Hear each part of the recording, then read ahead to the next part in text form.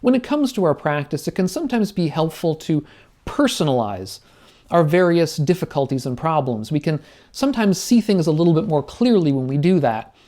And to that end, I want to discuss a couple of different roles that the person, quote-unquote person, of Māra plays in our lives. Now, who is Māra? Well, I'll get to that by looking at the name, Māra. It comes from a Sanskrit root, mri, which means killing, basically, destroying. It's a verb in Vedic or older Sanskrit. It seems to be potentially related to a word, a proposed word in Proto-Indo-European, which is a hypothesized language, which was the root of Sanskrit and the Western Indo-European languages such as Latin and Greek and so on. And that root would have been mur, which seems to have meant to harm or to die. These words are all etymologically related to words such as mors, which means death in Latin, or murder in English. These are all the same root as Māra. So if we understand Māra's name, we can understand that Māra is the god of death, and indeed so he is in early Buddhism.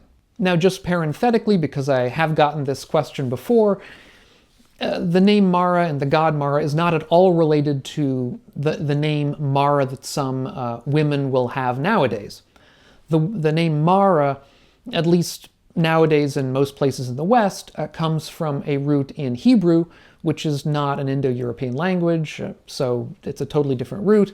Or sometimes it seems to be a sort of a corruption of the word Mary, the name Mary, or a variant of the name Mary, I should say, and also doesn't come from this root. So Māra and Māra the god are totally different. Māra the god has a long A to begin with, so just leave that aside. Now, oftentimes Māra is misconstrued, I think, or too narrowly construed as a kind of a demonic figure, as a kind of a devilish figure. That is to say, somebody who is similar to the Western idea of a devil in being somebody who's trying to get us to do bad, to do evil, to do wrong. And that's too narrow a view of Māra. That's not a correct view of what Māra is all about. In early Buddhism, Māra isn't trying to get us to do evil in particular. He's trying to instead keep us attached to the world. He is the God who tries to make the world seem enticing to us, to make samsara seem enticing to us, so that we remain emotionally involved in the world around us, emotionally identified, if you like, with the world that we inhabit. That's the general understanding of Māra within the early texts.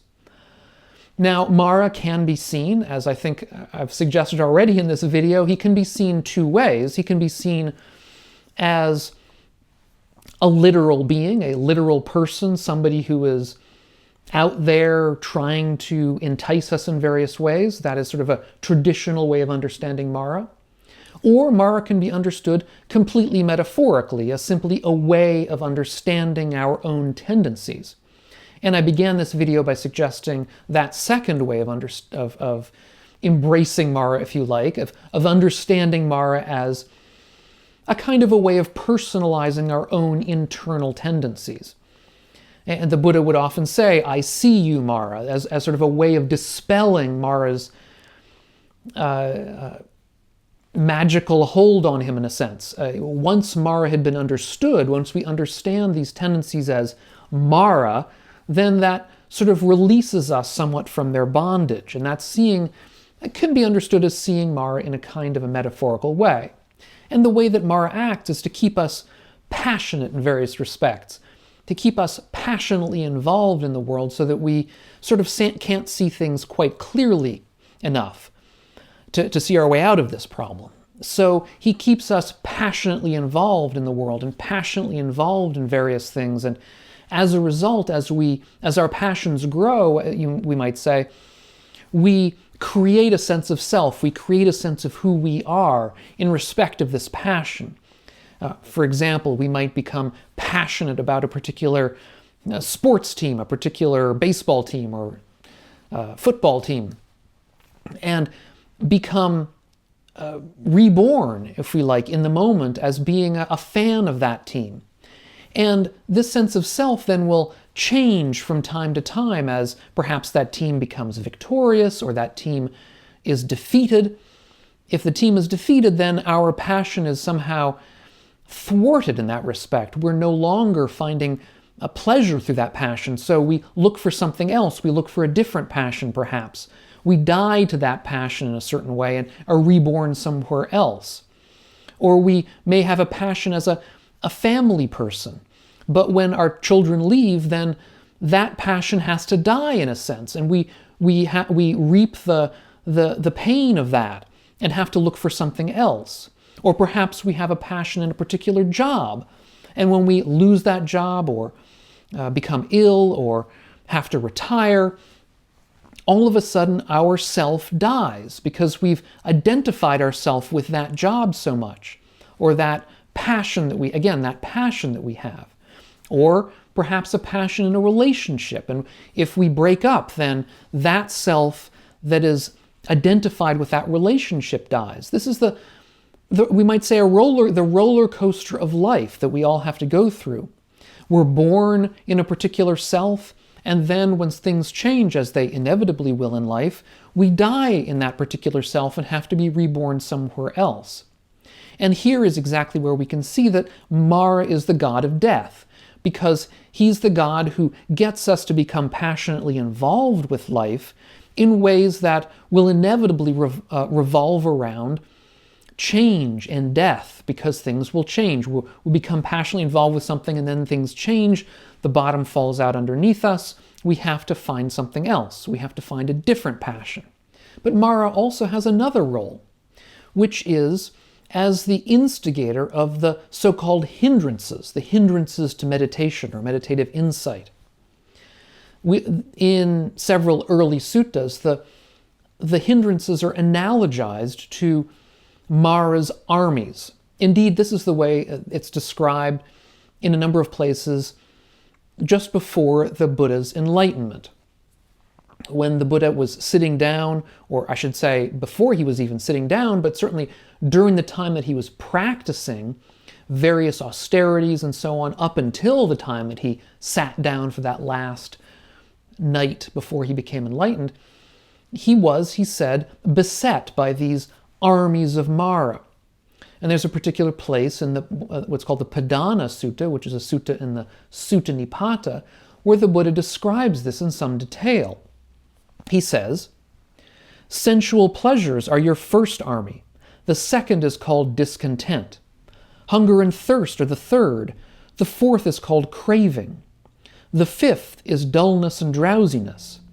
The sixth is called cowardice. Doubt is your seventh. Your eighth, denigration and pride." So here we see these 8 armies of Māra analogized to 8 hindrances to meditation or meditative insight that the Buddha needed to achieve in order to achieve enlightenment. Now, traditionally, there are only said to be 5 hindrances to meditation, so this list we're seeing here in the Padana Sutta is a little bit longer, but the point is still the same. The point, again, is that Māra is somebody who keeps us distracted, who keeps us looking this way and that, who keeps us, if you want, in a state of somewhat deluded state, where we're not able to see things clearly enough to achieve true wisdom. And while these are states that we have to overcome if we want to try to attain enlightenment, they're also, we should understand, states of ordinary life too. They don't necessarily only need to come up during meditation. That is, we may be in a state of discontent ordinarily, and so what do? We look for sensual pleasures. Instead of trying to understand that discontent for what it is and see it more clearly, we want to distract ourselves with sensual pleasures. That's ordinarily what I think all of us tend to do.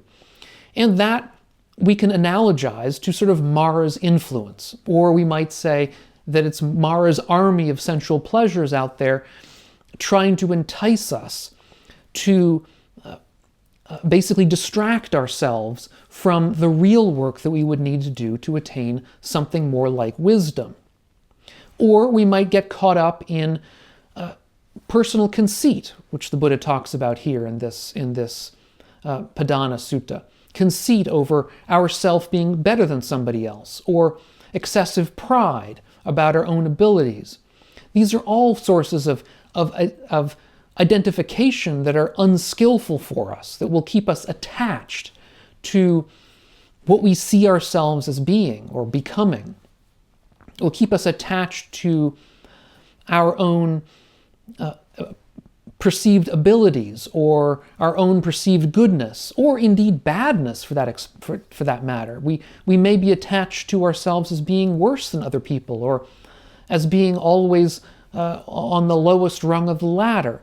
These can all be ways that we become attached emotionally, passionately, to aspects of the way we see the world as being that keeps us in this constant state of agitation without seeing things really clearly. So we can see Māra in two different ways, is what I'm suggesting here. We can see Māra in a sort of a cosmological sense, and we can see Māra in a sort of a personal sense. In the cosmological sense, Māra sort of keeps the world in motion in a way.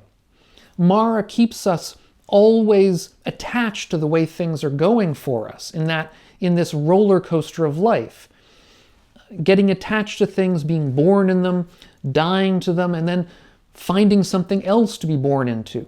In this sense, Māra can be seen as much as a god of fertility as a god of death, because all things that are born must die, and all things that die have to have been born to begin with. So Māra is sort of both sides of that, and I think when we think of Māra only as a god of death, we're liable to think of him in sort of demonic terms, whereas if you look at early Buddhism, it's much more complicated than that. Now, secondly, in the personal sense, I think of Māra as sort of the distractor. He's the character in us, that part of us that always keeps us distracted with one thing or another. It can be with pleasures, that is to say, sensual pleasures that keep us distracted. It can be with our annoyances and irritations and angers and hatreds. That's another distraction. It can be our own sense of superiority or inferiority. All of these different passions that give us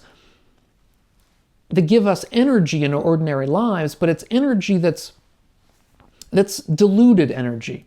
It's not energy towards true calm, towards true kindness, or true wisdom.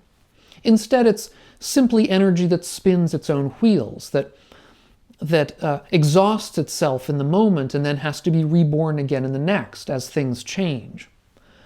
That's, I think, how we can see Māra as part of us in the moment, and understand how we get drawn this way and that.